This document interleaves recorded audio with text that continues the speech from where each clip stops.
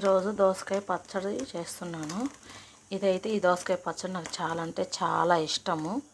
నా స్టైల్లో దోసకాయ పచ్చడి ఎలా చేయాలో చెప్తాను.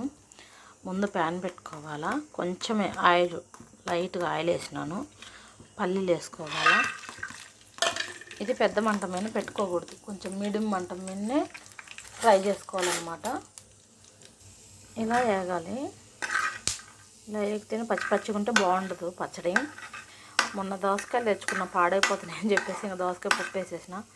2 మిగిలితే ఈరోజు దోసకాయ పచ్చడి చేస్తున్నా. దానిలో కొంచెం ఆయిల్ వేసుకొని పచ్చిమిరపకాయలు, టమాటాలు వేసుకొని వాడుకోవాలన్నమాట. ఇలా మెత్తగా అయిపోయిన తర్వాత 2 చిన్నుల్లిపాయలు వేసుకోవాలా. ఇంక తీసేసేయాలా, తీసి మిక్సీ జార్లో వేసుకోవాలా. ఇది మిక్సీలో మెత్తగా పట్టుకోవాలా. ఇప్పుడు ఇది తీసి ఈ దీంట్లో వేసుకోవాలా. అందులో ఆయిల్ ఏం అవసరం లేదు, కొంచెం దోసకాయ ముక్కలు వేసుకొని 2 నిమిషాలు ఫ్రై చేసుకోవాలా.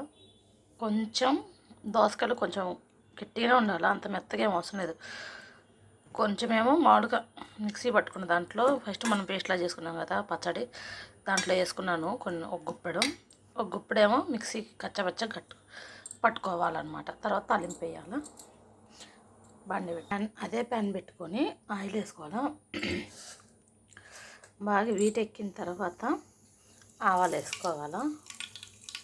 చిట్టపట్లాడిన తర్వాత కొంచెం జీలకర్ర, ఆనియన్స్, కొంచెం కరివేపాకు. ఈ పచ్చడి ఇలా తిన్నా బాగుంటుంది, తాలింపు వేసుకున్నా బాగుంటుంది. అదే కానీ పల్లెటూళ్ళు అయితే ఇంక ఇలానే తినేస్తారు. కానీ ఇక్కడ మటుకు మా ఆయన వాళ్ళకి తాలింపు వేస్తేనే నచ్చుతుంది ఈ పచ్చడి, అందుకని చెప్పేసి నేను అదే ప్యాన్లో పెట్టినా. కొంచెం బ్లాక్ అయింది ఇది. కొన్ని ఉల్లిపాయలు పచ్చి సన్నగా కట్ చేసుకొని ఇలా వేసుకోవాలి దీంట్లో. చాలా అంటే చాలా బాగుంటుంది. రోటి పచ్చడి అయితే చాలా ఇలానే చేస్తారు, కానీ మన దగ్గర రోలుగా లేదు కాబట్టి ఇంక ఇలా. ఎందుకంటే చేసిన వేడి అన్నంలో కొంచెం దోసకాయ ముక్కలు ఇలా తగులుతుంటాయి. ఉల్లిపాయ ముక్కలు, దోసకాయ ముక్కలు ఇలా తగులుతుంటాయి. తిండే సూపర్ ఉందండి.